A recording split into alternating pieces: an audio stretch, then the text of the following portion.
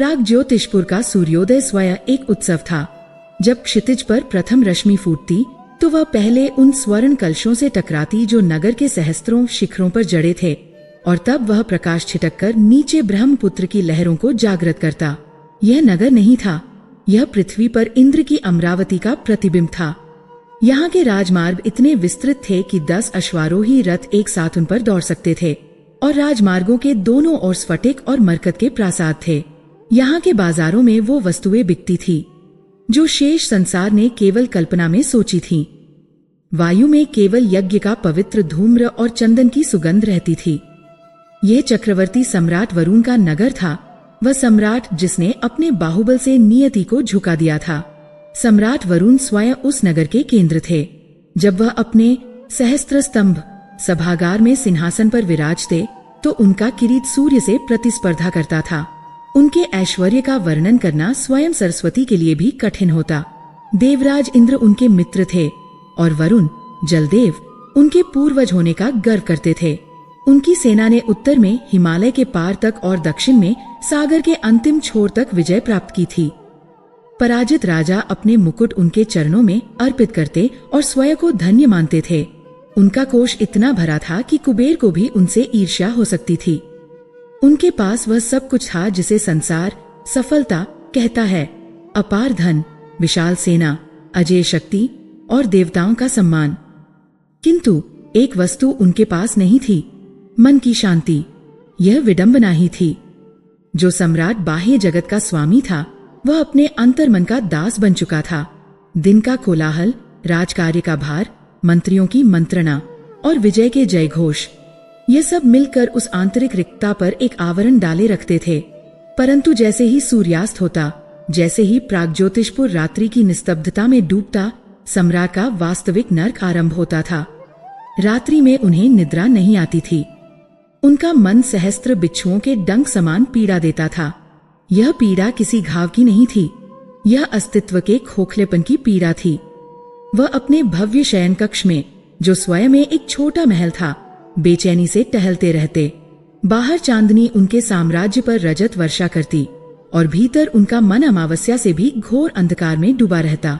वह उन स्तंभों को देखते जिन्हें पराजित राजाओं के किरीटों से निकले मणियों से सजाया गया था, और उन्हें उनमें केवल पत्थर दिखाई देते। वह उन रेशमी पर्दों को छूते जिन्हें गंधर्वों के लोक से मंगाया गया था, और उन्हें वह स्पर्श खुरदरा लगता। क्या है यह? वह रात्रि के सन्नाटे में स्वयं से पूछते। उनकी ध्वनि उन विशाल कक्षों में गूंजकर लौट आती, मानो उनका उपहास कर रही हो। मैंने संसार को जीता, परंतु यह अशांति क्यों? मैंने धर्म की स्थापना की, फिर यह अधर्म मेरे ही भीतर क्यों? उनकी इस अशांति से उनका साम्राज्य प्रभावित होने लगा। जिस सम्राट की एक दृष्टि मात्र से निर्णय हो जाते थे, वह अब घंटों शून्य में ताकता रहता। एक दिन उनकी राजसभा में एक महत्वपूर्ण सीमा विवाद प्रस्तुत किया गया। 2 सीमांत सामंत युद्ध के कगार पर थे। महामात्य ने पूरी स्थिति का विश्लेषण किया, दोनों पक्षों के तर्क रखे और सम्राट से दिशा निर्देश मांगा। पूरा दरबार सांस रोके सम्राट वरुण को देख रहा था, और सम्राट, उनकी दृष्टि सिंहासन के हत्थे पर रेंगती एक छोटी सी चींटी पर स्थिर थी। उन्हें न महामात्य के शब्द सुनाई दे रहे थे, न ही समस्या की गंभीरता का बोध हो रहा था। वह बस उस चींटी के निरर्थक परिश्रम को देख रहे थे और अपने अस्तित्व की तुलना उससे कर रहे थे। उस दिन दरबार बिना किसी निर्णय के स्थगित हो गया। यह प्रागज्योतिषपुर के इतिहास में अभूतपूर्व था। मंत्रियों में भय व्याप्त हो गया। जिस स्तंभ पर साम्राज्य टिका था वह भीतर से खोखला हो रहा था। सम्राट ने इस व्यथा से निकलने का प्रयास न किया हो, ऐसा नहीं था। उन्होंने बड़े बड़े यज्ञ करवाए। उस अश्वमेध यज्ञ का आयोजन किया गया जैसा युगों में किसी ने न देखा हो। पवित्र अग्नि आकाश को छूने लगी, वेदों के मंत्रों से दिशाएं गूंज उठीं और देवताओं का आवाहन किया गया। सम्राट स्वयं मुख्य यजमान थे। उन्होंने स्वर्ण के हल से भूमि जोती, अपनी महारानी के साथ समस्त आहुतियां दी। पुरोहितों ने घोषणा की कि यज्ञ सफल हुआ। देवताओं ने हविष्य स्वीकार किया और सम्राट को अखंड शांति का वरदान दिया। परंतु जैसे ही सम्राट यज्ञशाला से अपने एकांत कक्ष में लौटे, वही बिच्छुओं का दंश लौट आया। वही शून्य, वही अंधकार। अग्नि की पवित्रता उनके मन के शीत को न भेद सकी। तब उन्होंने दान का मार्ग अपनाया। उन्होंने राजकोष के द्वार खोल दिए। इतना अन्न, वस्त्र और स्वर्ण दान किया गया कि प्रागज्योतिषपुर की सीमाओं में कोई भी दरिद्र न रहा। लोग सम्राट वरुण की जय, दानवीर वरुण की जय के नारे लगाते। सम्राट अपने प्रासाद के झरोखे से वह जनसमूह देखते, उनकी आंखों में अपने लिए कृतज्ञता देखते, परंतु उन्हें वह सब एक नाटक प्रतीत होता। उन लाखों लोगों की संतुष्टि मिलकर भी उनके मन के एक कण को न भर सकी। उनका मन एक ऐसा पात्र बन गया था जिसकी कोई तली नहीं थी। स्थिर पुष्प, यह दो शब्द नहीं थे, यह सम्राट वरुण के लिए डूबते हुए को मिला तिनके का सहारा थे। जिस मन को सहस्त्र यज्ञों की अग्नि शांत न कर सकी, जिसे कुबेर का भंडार भर न सका, उसे एक अज्ञात पुष्प की आशा ने जकड़ लिया। राजा ज्योतिषी के कंठ से निकले भयभीत शब्द सम्राट के कानों में किसी दिव्य संगीत की तरह पड़े थे।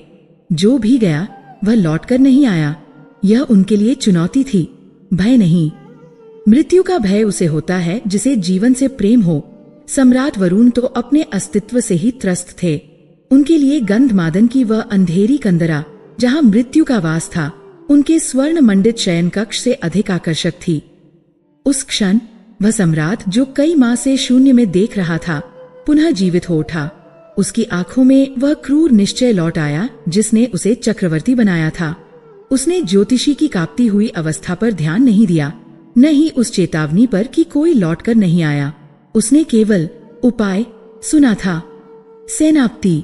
सभागार में सम्राट की वह सिंह गर्जना गूंजी जिसे सुनने के लिए दरबार तरस गया था। एक क्षण की शांति और फिर लोहावरण पहने सेनापति ने प्रवेश किया, अपना मस्तक झुका दिया। अपनी सर्वश्रेष्ठ चतुरंगिनी सेना को तैयार करो, सम्राट ने आज्ञा दी। उनकी आवाज में कोई संदेह नहीं था, केवल आदेश था। प्राग ज्योतिषपुर की सबसे तीव्र अश्वारोही टुकड़ी, हमारे सबसे विकराल युद्धगज, और वो अभेद्य पैदल सेना जिसे स्वयं परशुराम ने प्रशिक्षित किया था। हम गंधमादन पर्वत की ओर कूच करेंगे अभी, इसी क्षण। यह एक सम्राट का आदेश था जो अपनी अशांति का उपचार भी युद्ध से करना चाहता था। वह स्थिर पुष्प को जीतने जा रहा था, उसे प्राप्त करने नहीं। उसके लिए वह कंदरा एक और शत्रु का दुर्ग थी जिसे भेदना था। वह पुष्प एक और राज्य था जिसे विजित करना था। कुछ ही घटियों में प्राग ज्योतिषपुर का शांत वातावरण युद्ध के उन्माद से भर गया। हाथियों की चिंगार, अश्वों की हिनहिनाहट और सैनिकों के कवच की खनखनाहट से दिशाएं कांप उठीं। नगर के विशाल लौहद्वार खोले गए।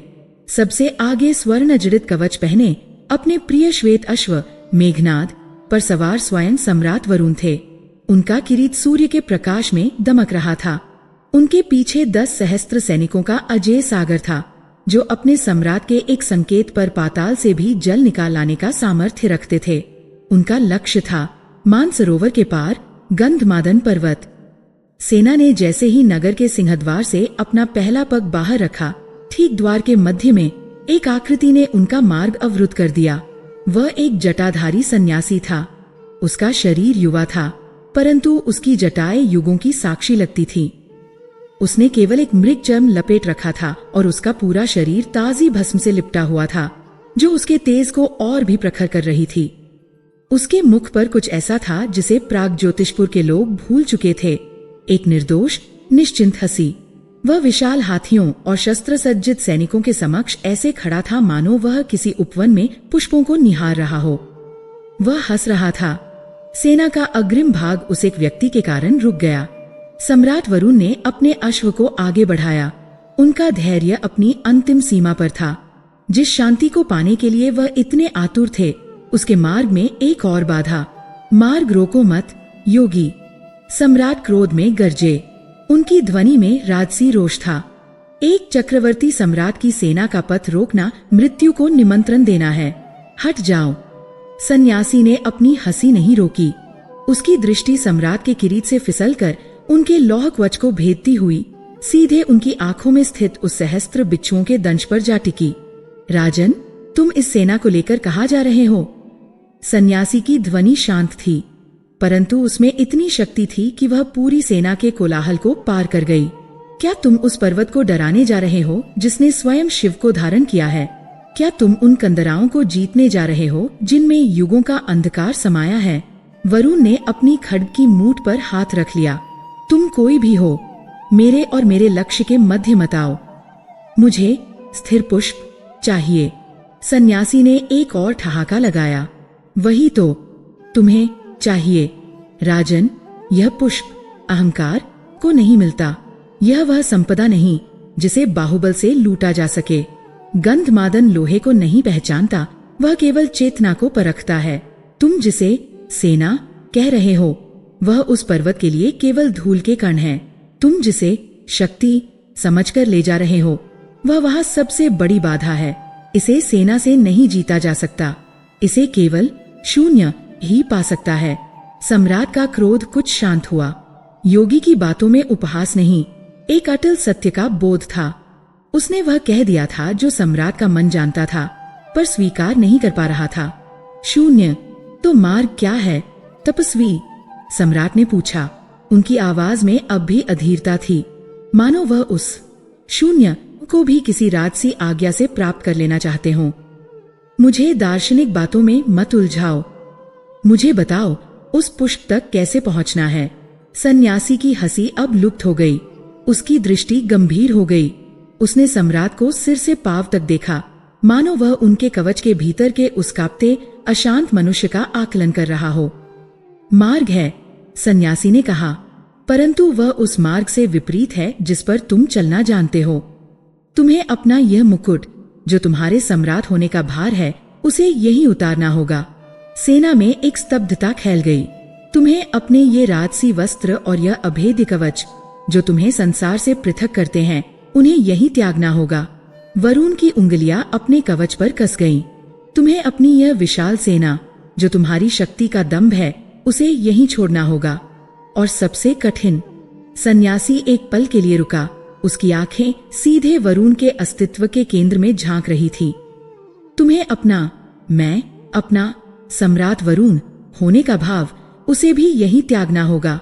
सन्यासी ने अपना हाथ प्राग ज्योतिषपुर के भिक्षा पात्रों की ओर बढ़ाया। एक भिक्षुक बनकर अकेले जाना होगा। हाथ में न शस्त्र होगा, न स्मृति। जब तुम कुछ नहीं बनकर जाओगे, तभी वह सब कुछ तुम्हें मिल सकता है।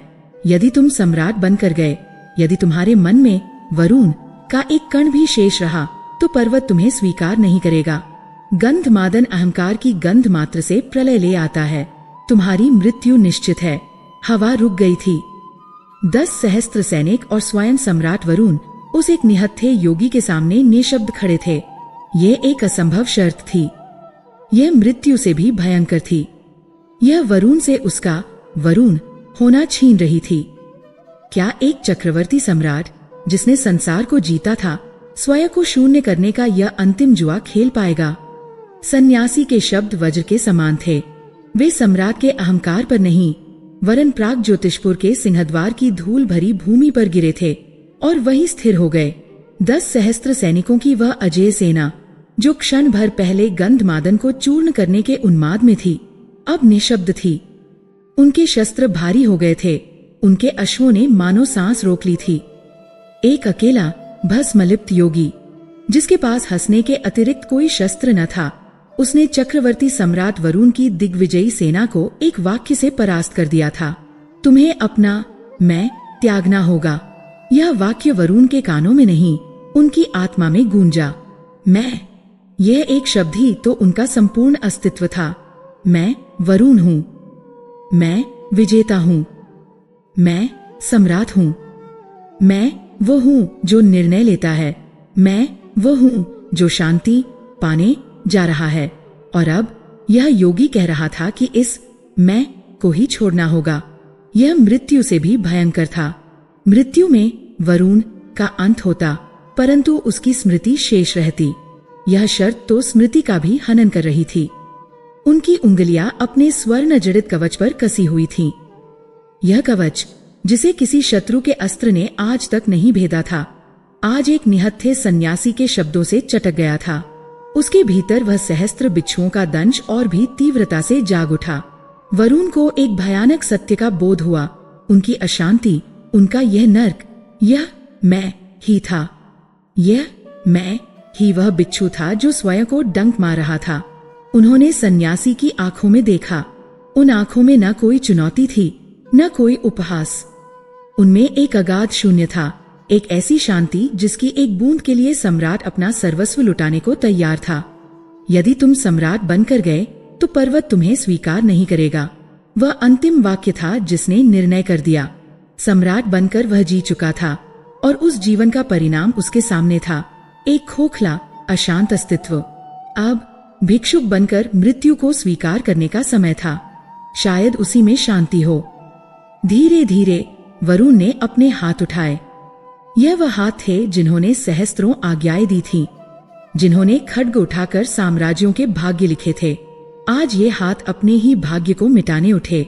उन्होंने अपने मस्तक को छुआ और उस किरीट को उतारा जो उनके पूर्वजों के प्रताप और उनके स्वयं के बाहुबल का प्रतीक था। उसका भार हटते ही उनका सिर अप्राकृतिक रूप से हल्का महसूस हुआ।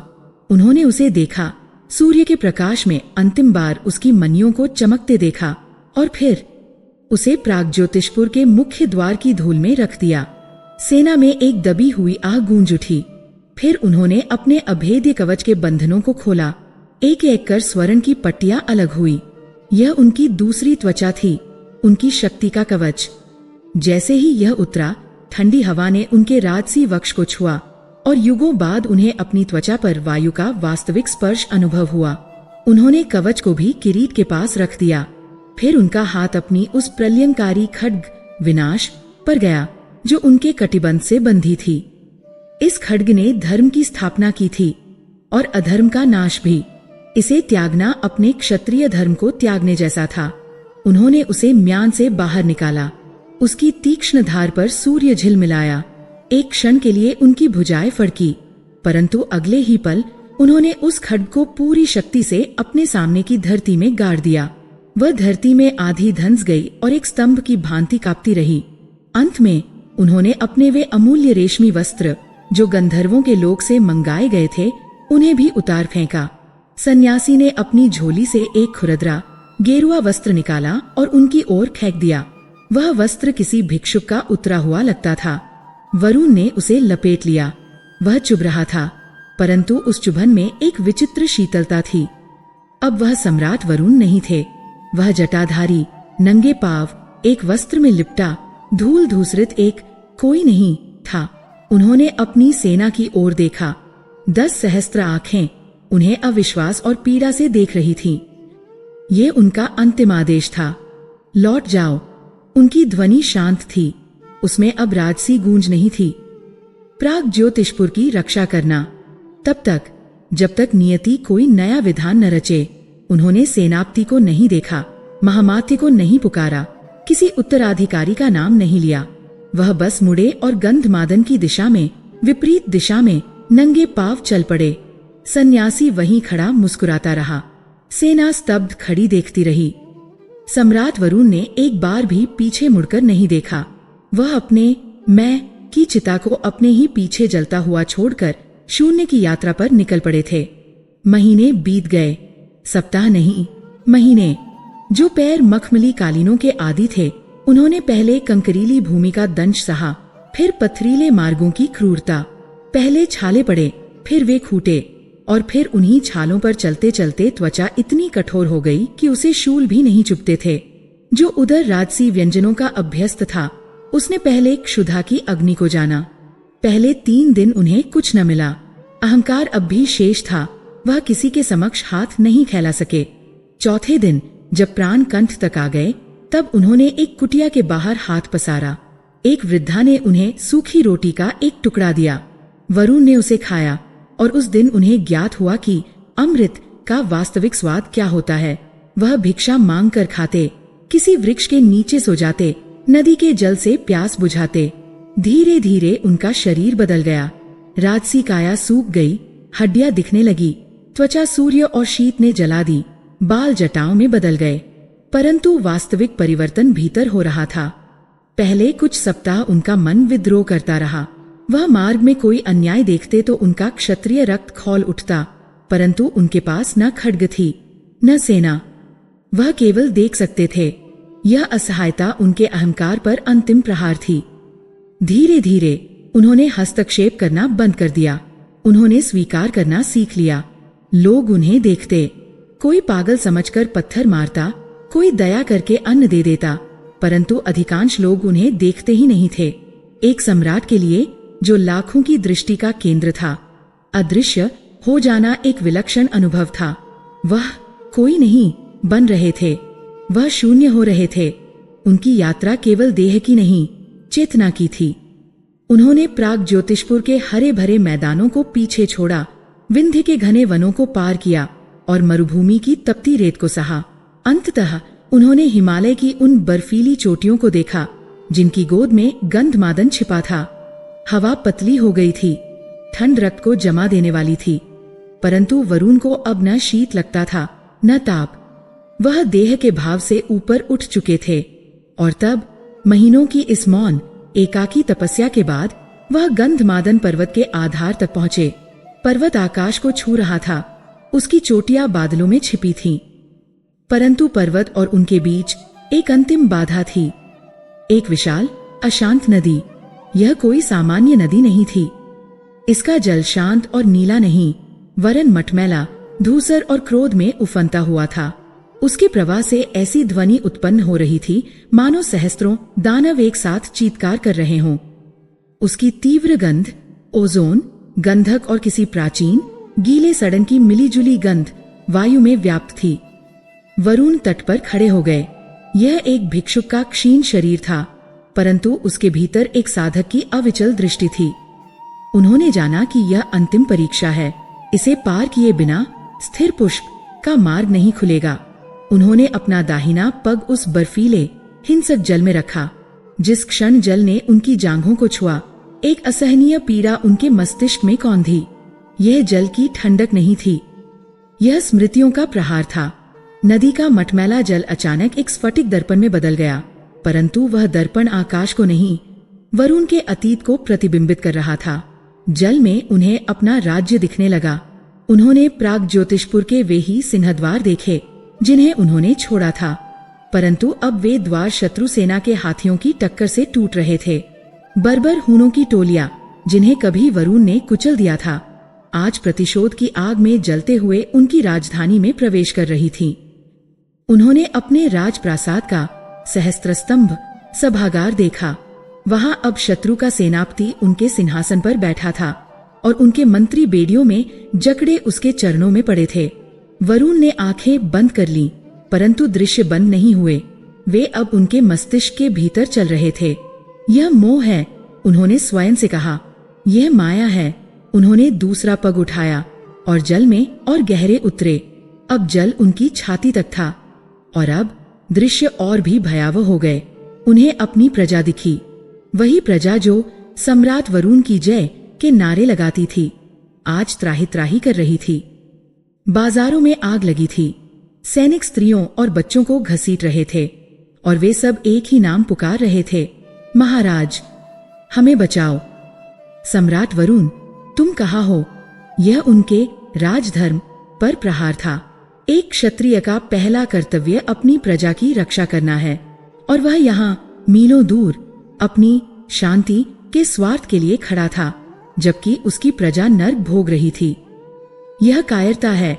उनका मन चीत्कार उठा। यह शांति नहीं, यह पलायन है। एक राजा का धर्म मोक्ष खोजना नहीं, रक्षा करना है। उनका शरीर कांपने लगा। वह व्याकुल हो उठे। वह अपनी खोज और अपने कर्तव्य के बीच फंस गए। वह स्थिर पुष्प की लालसा और अपने जलते हुए राज्य की पीड़ा के बीच पिस रहे थे। तभी नदी ने अपना अंतिम और सबसे क्रूर पासा फेंका। जल में उन्हें अपना अंतःपुर दिखा।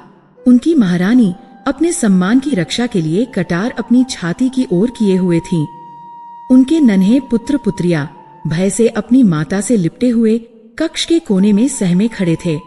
शत्रु सैनिक द्वार तोड़कर भीतर घुस आए। यह दृश्य, यह वरुण की सहन शक्ति से परे था।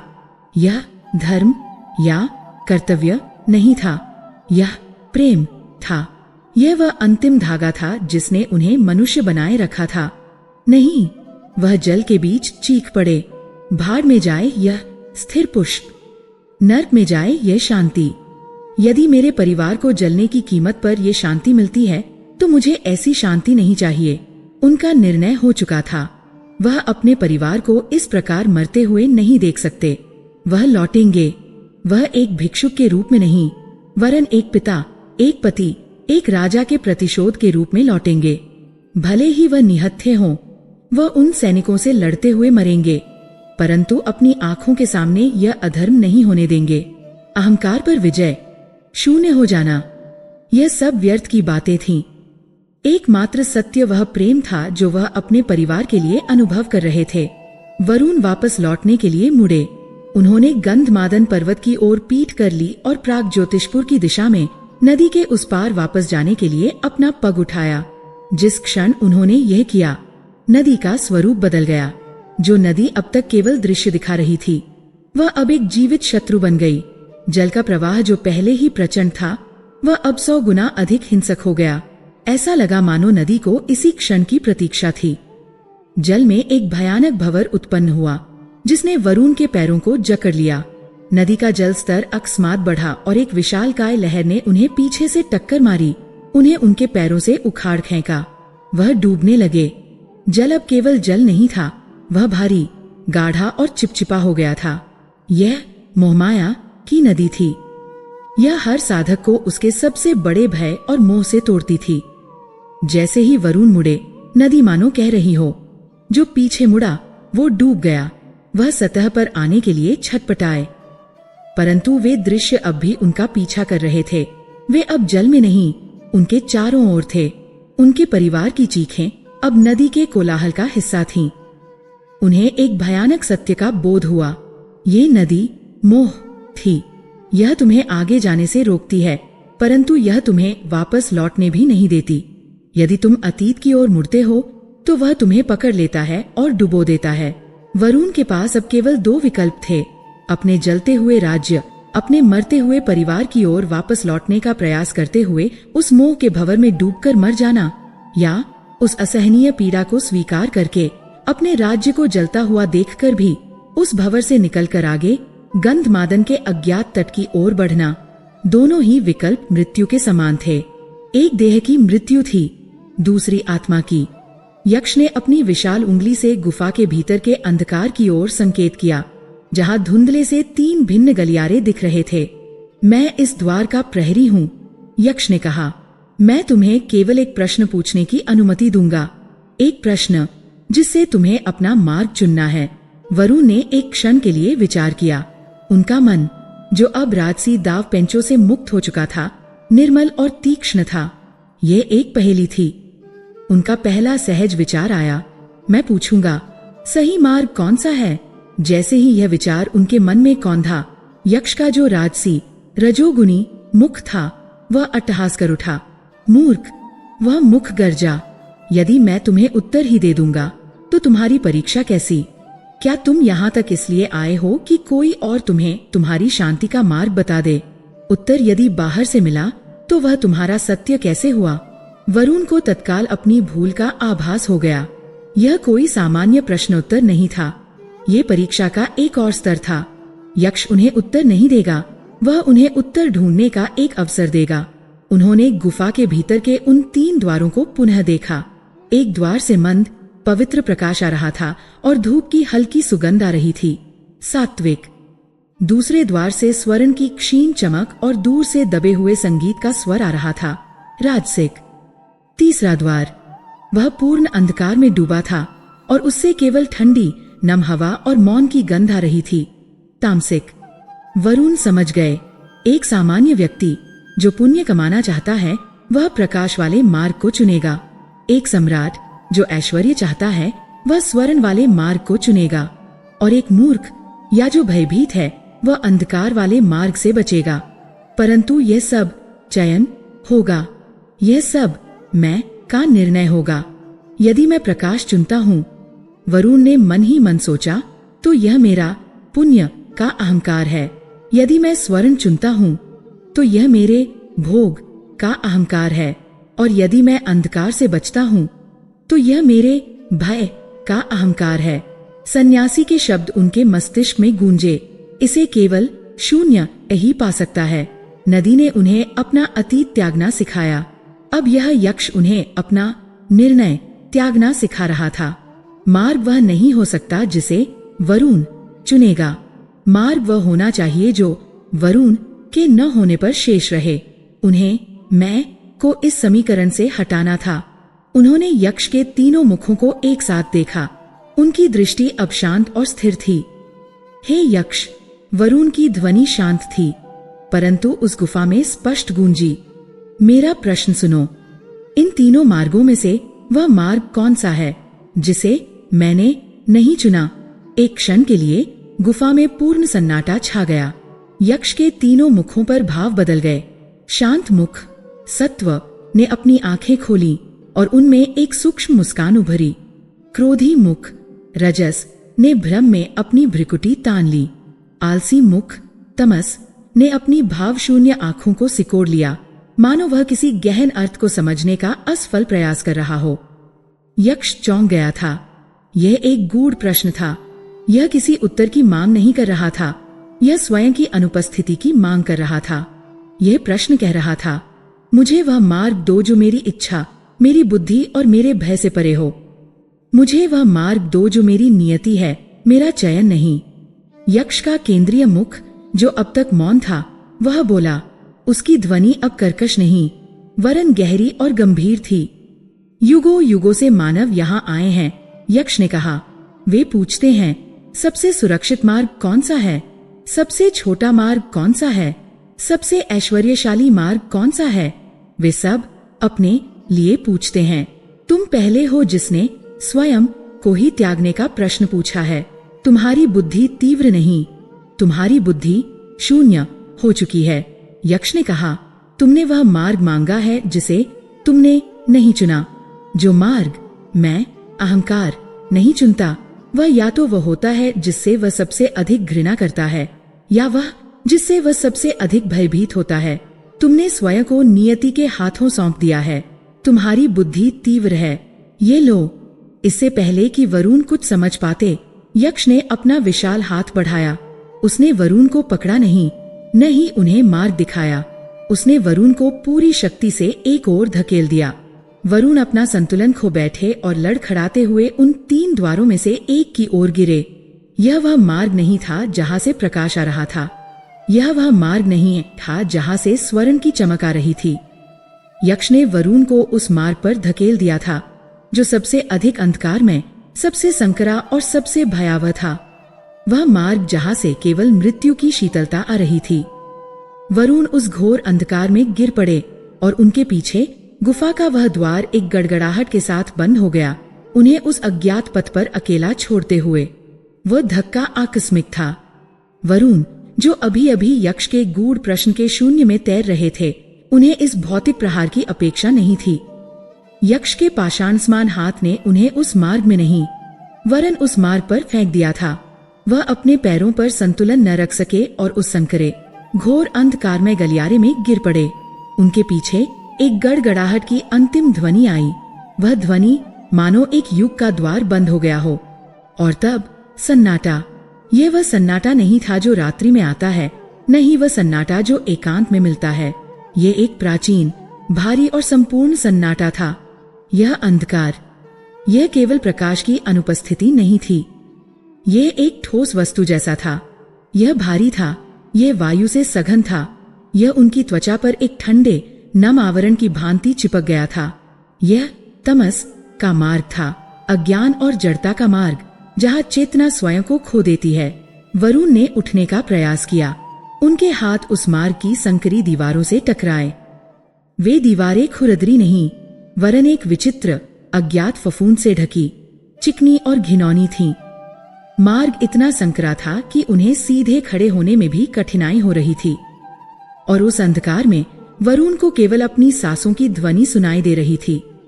ये ध्वनि जो अब तक जीवन का प्रतीक थी, अब इस मृतलोक में एकमात्र जीवित वस्तु होने का भयावह प्रमाण बन गई थी। उनकी प्रत्येक सांस उस संकरे गलियारे में गूंजती, फिर उस सघन अंधकार में विलीन हो जाती।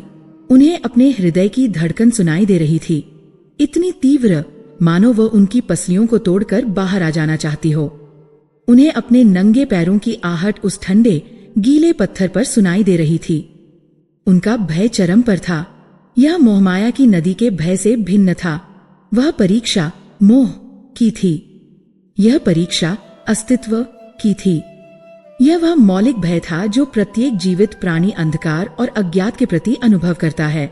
उनके मन में, जिसे उन्होंने महीनों की तपस्या से लगभग शून्य कर दिया था, अब वे सभी बिच्छू पुनः जाग उठे थे। उनका मन चीत्कार कर रहा था, यक्ष ने मुझे यहाँ क्यों धकेला? क्या यह कोई दंड है? क्या वह प्रकाश वाला सात्विक मार्ग ही सत्य था और मैंने अपनी बुद्धि के अहंकार में गलत प्रश्न पूछ लिया? उनके भीतर का योद्धा, जिसे उन्होंने खड्ग के साथ ही धरती में गाड़ दिया था, अब एक अस्त्र के लिए तड़प रहा था। एक छोटा सा छुरा ही सही, कुछ तो हो जिससे वह इस अज्ञात शत्रु से अपनी रक्षा कर सके। परंतु उनके हाथ खाली थे। उनके पास केवल यह क्षीण देह थी। वह चले, एक पग फिर दूसरा। वह देख नहीं सकते थे। उन्होंने अपने दोनों हाथ आगे फैला दिए, उन फिसलन भरी दीवारों को टटोलते हुए। कभी उनका पैर किसी गड्ढे में पड़ता, कभी किसी नुकीले पत्थर पर। वह कितनी बार गिरे, उन्हें स्मरण नहीं रहा। समय ने यहाँ अपना अर्थ खो दिया था। क्या वह 1 घंटा चले थे, 1 दिन या 1 युग? इस घोर अंधकार ने उनके अहंकार के अंतिम अवशेषों को भी कुचलना आरंभ कर दिया। यहाँ न कोई सम्राट था, न कोई भिक्षुक। यहाँ केवल एक भयभीत अंधा प्राणी था, जो प्रकाश की एक किरण के लिए अपने प्राण दे सकता था। उन्होंने स्वयं को शांत करने का प्रयास किया। यदि यह मार्ग नियति ने चुना है, तो इसमें भी कोई अर्थ होगा। मैं शून्य हूँ। शून्य को अंधकार से क्या भय? परंतु यह केवल शब्द थे। भय तर्क को नहीं मानता। और तभी जब उन्हें लगा कि ये मार्ग अनंत है, जब उन्हें लगा कि वह इसी अंधकार में विलीन हो जाएंगे, जब उनका भय अपनी चरम सीमा को पार करके एक जड़ भावशून्य स्वीकृति में बदलने लगा था, उन्होंने उसे देखा। ये प्रकाश नहीं था, ये प्रकाश की एक स्मृति थी। एक अति दूर, सुई की नोक के बराबर एक धुंधला सा बिंदु। वह इतना क्षीण था कि वरुण को लगा कि यह भी उनके भ्रमित मस्तिष्क की एक और चाल है। वह रुक गए, अपनी आंखों को उस पर स्थिर किया। नहीं, वह वहां था। वह टिमटिमा नहीं रहा था, वह स्थिर था। एक ठंडा रजत नीला प्रकाश। एक क्षण के लिए उनके जमे हुए रक्त में पुनः प्रवाह आ गया। आशा, या शायद केवल उस घुटन से बाहर निकलने की पाशविक वृत्ति। वह उस ओर भागे। वह अब दीवारों को नहीं टटोल रहे थे।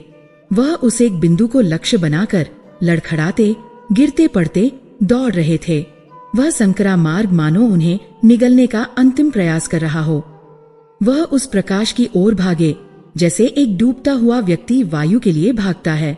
प्रकाश का वह बिंदु धीरे धीरे बड़ा हुआ और अंततः वरुण उस संकरे गलियारे के मुख से किसी प्रक्षेप्यास्त्र की भांति बाहर निकले और एक विशाल कक्ष के मध्य में घुटनों के बल गिर पड़े।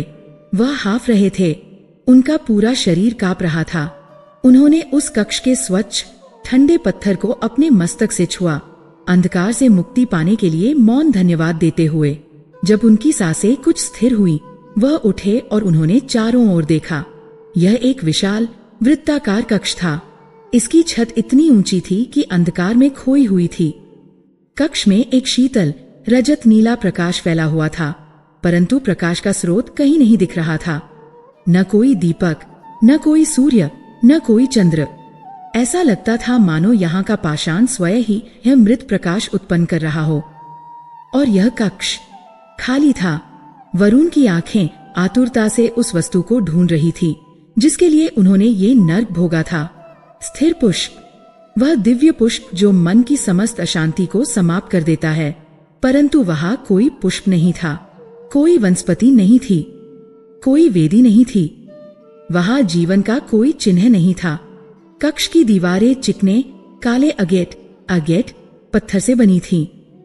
फर्श भी उसी काले पत्थर का था, इतना चिकना कि उसमें धुंधला प्रतिबिंब दिखता था। वहां केवल एक वस्तु थी। कक्ष के ठीक केंद्र में, जहां पुष्प को होना चाहिए था, एक विशाल चमकता हुआ दर्पण खड़ा था। यह किसी मनुष्य द्वारा निर्मित दर्पण नहीं था। इसका कोई फ्रेम नहीं था, इसे कोई आधार नहीं थामे हुए था।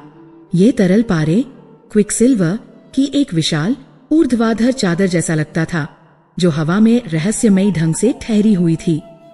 यह उस कक्ष के रहस्यमय प्रकाश को प्रतिबिंबित नहीं कर रहा था, वरन स्वयं एक तीव्र श्वेत प्रकाश उत्सर्जित कर रहा था। वरुण सावधानी से उसकी ओर बढ़े। यक्ष की परीक्षा, नदी की माया। वह जानते थे कि यह अंतिम परीक्षा है। वह दर्पण के सम्मुख जाकर खड़े हो गए। उन्होंने अपने प्रतिबिंब को देखने की अपेक्षा की। एक जटाधारी क्षीणकाय भिक्षुक, जिसके शरीर पर केवल एक गेरुआ वस्त्र लिपटा था। परंतु वरुण ने जो देखा, उससे उनके पैरों तले की धरती खिसक गई। वह भय से कांप उठे। दर्पण में उन्हें कोई भिक्षुक नहीं दिखा। दर्पण में चक्रवर्ती सम्राट वरुण खड़ा था, वही सम्राट जो प्राग ज्योतिषपुर से चला था। उसके मस्तक पर वही सूर्य चिन्हित किरीट था। उसके शरीर पर वही अभेद्य स्वर्ण कवच था। उसके कटिबंध में वही प्रलयंकारी खड्ग विनाश लटक रही थी। परंतु यह वह नहीं था। यह उसका एक विकृत रूप था। उसकी आंखों में शांति की खोज नहीं थी, उनमें सत्ता की वहशी भूख थी। उसके होठों पर करुणा नहीं, क्रूर दंभ की मुस्कान थी। उसके मुख पर तेज नहीं, वरन अहंकार, क्रोध, लोभ और वह सहस्त्र बिच्छुओं वाली अशांति, सब कुछ घनीभूत होकर एक काले धुएं की भांति उसके चारों ओर लिपटा हुआ था। यह उनका अपना ही विकृत रूप था। यह दर्पण असुर था। यह वह मैं था जिसे उन्होंने त्यागने का ढोंग किया था। वरुण ने भय में एक पग पीछे लिया। नहीं, यह असत्य है, ये माया है। दर्पण में उस असुर सम्राट ने अट्टहास किया। वह हंसी वरुण की ही थी, परंतु उसमें धातु की खनक थी। माया, असुर की ध्वनि गूंजी। मैं ही एकमात्र सत्य हूँ वरुण। मैं वह हूँ जिसे तुमने अपने यज्ञों से सींचा है। मैं वह हूँ जिसे तुमने अपनी विजयों से पोषित किया है। मैं तुम्हारा अहंकार हूँ। वरुण ने अपनी आंखें बंद कर लीं। तुम मेरे भीतर थे, अब नहीं हो। मैंने तुम्हें त्याग दिया, त्याग दिया। असुर पुनः हंसा। मूर्ख, तुमने कुछ नहीं त्यागा। तुम यहाँ शांति खोजने नहीं आए। तुम यहाँ एक ऐसी शक्ति खोजने आए हो जो तुम्हारे साम्राज्य से भी बड़ी हो। तुम आध्यात्मिक अहंकार की खोज में आए हो। तुम इस पुष्प को पाकर संसार का सबसे शांत व्यक्ति कहलाना चाहते थे। एक और विजय, एक और उपाधि। और तब उस भयावह क्षण में दर्पण असुर ने अपना बख्तरबंद हाथ उठाया और उसे दर्पण की उस तरल सतह से बाहर निकाल दिया। वह हाथ मानो किसी झिल्ली को भेदता हुआ वास्तविक संसार में आ गया। मैं ही तुम हो, वह गर्जा। तुम मुझसे भागकर कहाँ जाओगे? पूरा का पूरा असुर सम्राट अपने पूर्ण कवच और किरीट के साथ उस दर्पण से बाहर निकला और वरुण के सामने उस काले पत्थर के फर्श पर आ खड़ा हुआ। उसके हाथ में अब वह खड्ग विनाश थी। तुम शांति नहीं, शक्ति ढूंढ रहे हो, असुर चीखा। और इससे पहले कि वरुण संभल पाते, उस दर्पण असुर ने अपनी पूरी शक्ति से उन पर आक्रमण कर दिया। वरुण के पास कोई अस्त्र नहीं था, वह केवल एक भिक्षुक थे। असुर एक अभेद्य कवच पहने शस्त्र सज्जित सम्राट था। वरुण ने स्वयं को बचाने के लिए हाथ उठाया, परंतु असुर ने उन्हें एक ही धक्के में भूमि पर गिरा दिया। लड़ो, असुर ने खड्ग उनकी गर्दन पर रखते हुए कहा। मुझे पराजित करो, दिखाऊं कि तुम मुझसे श्रेष्ठ हो। वरुण ने उसकी कलाई पकड़ने का प्रयास किया, परंतु असुर में 10 हाथियों का बल था। यह उनके अपने ही रजोगुण की संगठित शक्ति थी। असुर उन्हें निर्ममता से पीटने लगा। उसने उन्हें लातों से मारा, कवच जड़ित मुष्टि से प्रहार किया। वरुण का क्षीण शरीर हर प्रहार पर टूट रहा था। उनकी पसलियां चटक गईं, परंतु पीड़ा से अधिक भयानक वह बोध था जो उन्हें हो रहा था। वह स्वयं से युद्ध कर रहे थे। यह असुर कोई और नहीं, उनका अपना ही अहंकार था, जिसे उन्होंने कभी जीता ही नहीं था, केवल दबा दिया था। और अब इस एकांत कक्ष में यह अपने पूर्ण बल के साथ प्रकट हो गया था। वरुण समझ गए कि वे स्वयं से युद्ध कर रहे हैं, और स्वयं से युद्ध कभी जीता नहीं जा सकता। यदि वह जीतते हैं तो भी अहंकार और ही जीतता है, यदि वह हारते हैं तो भी अहंकार और ही उन्हें मार डालता है। यह एक असंभव द्वंद्व था। वह द्वंद्व एक छलावा था, परंतु पीड़ा वास्तविक थी। दर्पणसुर, जो वरुण का ही संगठित अहंकार था, उसमें वरुण की ही समस्त क्रूरता और बल निहित था। भिक्षुक की क्षीण देह उस स्वर्ण कवचधारी योद्धा के समक्ष टिक नहीं सकती थी। असुर ने वरुण को भूमि पर पटक दिया था। उनका एक हाथ अपनी लौह जड़ित पादुका के नीचे कुचल दिया था और अपनी प्रलयंकारी खड्ग विनाश को उनकी गर्दन पर रख दिया था। शीतल तीक्ष्ण धातु का स्पर्श, मृत्यु का वह अंतिम आलिंगन। वरुण की आंखें उस विकराल मुख को देख रही थीं। वह मुख जो उनका अपना ही था, जो अब घृणा और विजय के दंभ में विकृत हो चुका था। मर जाओ, असुर चीखा, ताकि मैं पूर्ण रूप से जी सकूं। मैं ही तुम्हारी शक्ति हूं और तुम अपनी इस शांति की खोज में मेरी उस शक्ति को क्षीण कर रहे हो। तुम मेरे शत्रु हो। खड्ग ने वरुण की त्वचा पर दबाव डाला। रक्त की एक बूंद उनकी गर्दन से निकलकर उस काले पाषाण पर टपकी और उस क्षण में जब मृत्यु एक श्वास दूर थी, वरुण को वह अंतिम ज्ञान हुआ जिसकी उन्हें प्रतीक्षा थी। यह एक असंभव युद्ध था। वह स्वयं से युद्ध कर रहे थे। यदि वह किसी चमत्कार से उठ खड़े होते हैं, इस असुर को परास्त कर देते हैं और इस खड्ग को छीन कर उसका वध कर देते हैं, तो कौन जीतेगा? वरुण ही जीतेगा। वह अहंकार ही जीतेगा जो अपने दूसरे दुर्बल पक्ष को मारने में सफल हो गया। और यदि वह यहाँ पड़े रहते हैं और यह असुर उनका वध कर देता है, तो भी अहंकार ही जीतेगा। वह क्रूर राजसी अहंकार जो शांति की कोमल खोज पर हावी हो गया। हार या जीत दोनों ही स्थितियों में पराजय शांति की थी और विजय अहंकार की। यह द्वंद्व ही वह जाल था। यह दर्पण ही वह अंतिम परीक्षा थी। शत्रु को पराजित नहीं करना था, शत्रुता को ही विलीन करना था। जैसे ही असुर वरुण का अंत करने के लिए अपनी खड्ग को पीछे खींचने वाला था, वरुण ने लड़ना छोड़ दिया। उन्होंने अपने उस हाथ को ढीला छोड़ दिया जो अब तक असुर की टांग को हटाने का व्यर्थ प्रयास कर रहा था। उन्होंने अपने शरीर की अंतिम ऐंठन को भी शांत कर दिया। उनके भीतर जो क्रोध और भय का तूफान था, उन्होंने उसे जाने दिया। उन्होंने अपने अस्त्र, अपना क्रोध, अपना प्रतिरोध, अपनी घृणा फेंक दिए। उन्होंने अपनी आंखें बंद नहीं की। उन्होंने उस विकराल असुर की आंखों में सीधे देखा। उनकी अपनी आंखों में असुर का हाथ जो वध करने के लिए उठा था, एक क्षण के लिए हवा में रुक गया। प्रतिरोध के अभाव ने उसे भ्रमित कर दिया। तब वरुण बोले। उनकी ध्वनि टूटी हुई और क्षीण थी, परंतु उसमें उस कक्ष की दीवारों को भेद देने वाली स्पष्टता थी। तुम सत्य कहते हो, वरुण ने कहा। तुम मैं ही हो। असुर ने घृणा से मुख सिकोड़ा। चुप रहो, अपनी मृत्यु को स्वीकार करो। मैं उसे स्वीकार करता हूँ, वरुण ने शांति से कहा, परंतु तुमसे लड़कर नहीं। तुम मेरा ही अंग हो। तुम वह शक्ति हो जिसने प्राग ज्योतिषपुर का निर्माण किया। तुम वह अग्नि हो जिसने मुझे सम्राट बनाया। तुम वह क्रोध हो जिसने धर्म की रक्षा की। मैं आज तक तुमसे ही भागता रहा। मैं तुम्हें यज्ञों से शांत करने का प्रयास करता रहा। मैं तुम्हें दान से ढकने का प्रयास करता रहा और अंत में मैं तुम्हें त्याग कर तुमसे मुक्त होने के लिए यहाँ भाग आया। वरुण ने अपना वह हाथ उठाया जो स्वतंत्र था। उन्होंने उसे खड्ग की धार पर नहीं रखा, न ही असुर को धकेलने का प्रयास किया। उन्होंने उस हाथ को उठाया और उसे असुर के उस स्वर्ण कवच पर रख दिया जो उनके ही वक्ष का प्रतिबिंब था। मैं तुमसे लड़ूंगा नहीं, वरुण ने कहा। मैं तुम्हें स्वीकार करता हूँ। ये शब्द नहीं थे, यह मंत्र था। यह वह अंतिम सत्य था जिसे गंधमादन पर्वत सुनना चाहता था। तुम मेरी अशांति हो, परंतु तुम मेरी शक्ति भी हो। तुम मेरे अंधकार हो, परंतु मेरे प्रकाश के स्रोत भी तुम ही हो। तुम्हारे बिना मैं केवल एक शून्य हूँ। मैं तुम्हें मारूंगा नहीं, मैं तुम्हें स्वयं में धारण करूंगा। और तब वरुण ने वह किया जिसकी कल्पना स्वयं उस असुर ने भी नहीं की थी। उन्होंने अपने शरीर की अंतिम शक्ति को समेटा, स्वयं को थोड़ा सा उठाया और उस खड्ग की परवाह न करते हुए जो अब भी उनकी गर्दन पर थी, उन्होंने अपने शत्रु को, अपने अहंकार को गले लगा लिया। यह आलिंगन था, एक भिक्षुक का अपने विकराल कवचधारी प्रतिबिंब के साथ, एक साधक का अपने ही आंतरिक दानव के साथ। जिस क्षण वरुण ने अपने असुर को स्वीकार किया, जिस क्षण उन्होंने अपने ही सबसे घृणित रूप को बिना किसी शर्त के प्रेम किया, एक चमत्कार हुआ।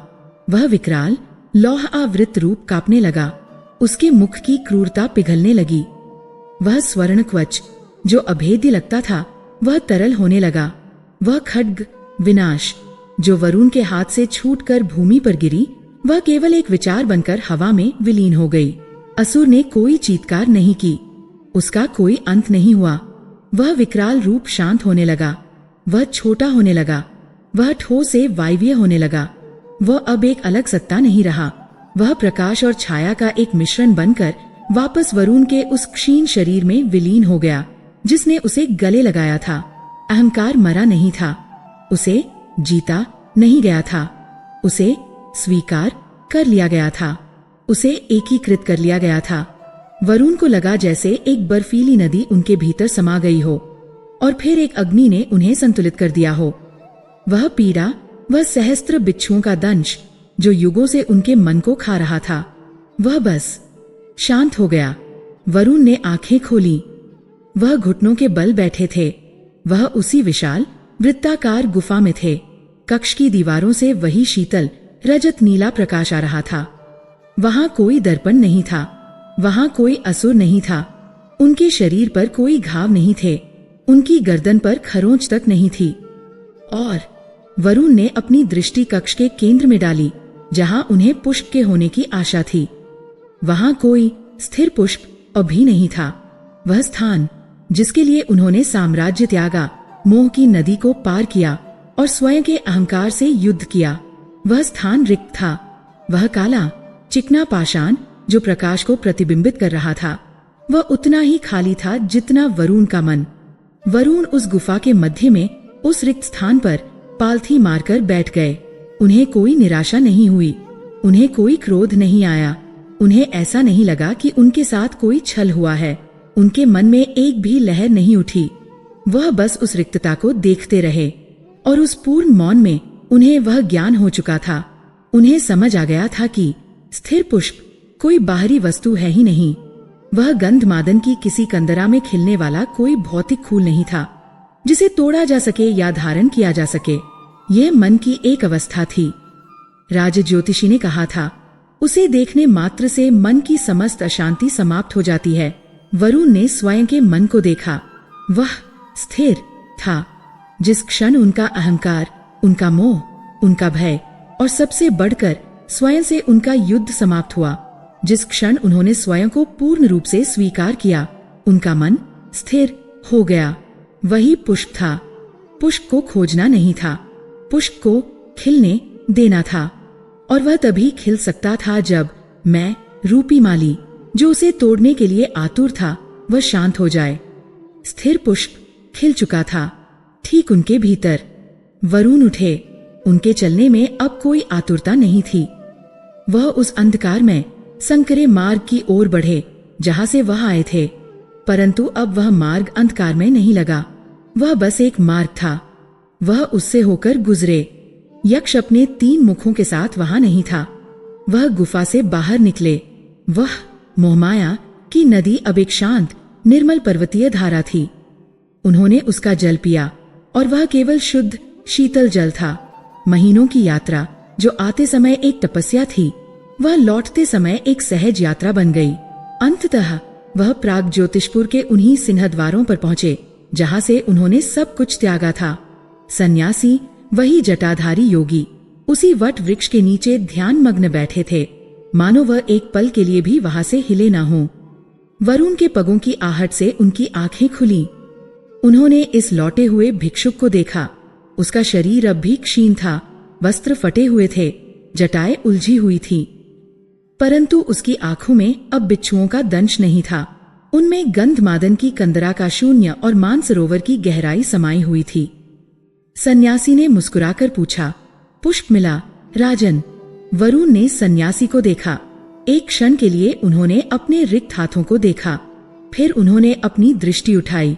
उनके मुख पर वह मुस्कान आई जो न दंभ की थी न विजय की, वह केवल होने की मुस्कान थी। वरुण ने मुस्कुराकर उत्तर दिया, नहीं ऋषिवर, पुष्प की आवश्यकता ही नहीं पड़ी। सन्यासी ने संतोष में अपनी आंखें मूंद ली। वरुण अपने महल में लौटे। जैसा उन्होंने सोचा था, नदी के दृश्य केवल माया थे। उनका राज्य सुरक्षित था, उनका परिवार कुशल था, सब कुछ वैसा ही था जैसा वह छोड़ गए थे। वह पुनः सिंहासन पर बैठे। परिस्थितियां वही थीं। वही सीमा विवाद, वही आर्थिक संकट, वही दरबारियों के षड्यंत्र। परंतु सम्राट वरुण बदल चुके थे। एक मंत्री ने एक जटिल समस्या प्रस्तुत की। वरुण ने उसे सुना। पहले यह समस्या उनके भीतर सहस्त्र बिच्छुओं को जागृत कर देती, परंतु अब उनका मन स्थिर था।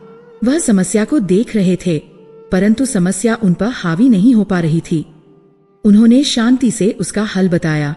दरबार ने युगों बाद अपने सम्राट की वह ध्वनि सुनी, जो न क्रोध से निकली थी, न ही अशांति से, वह शून्य से निकली थी।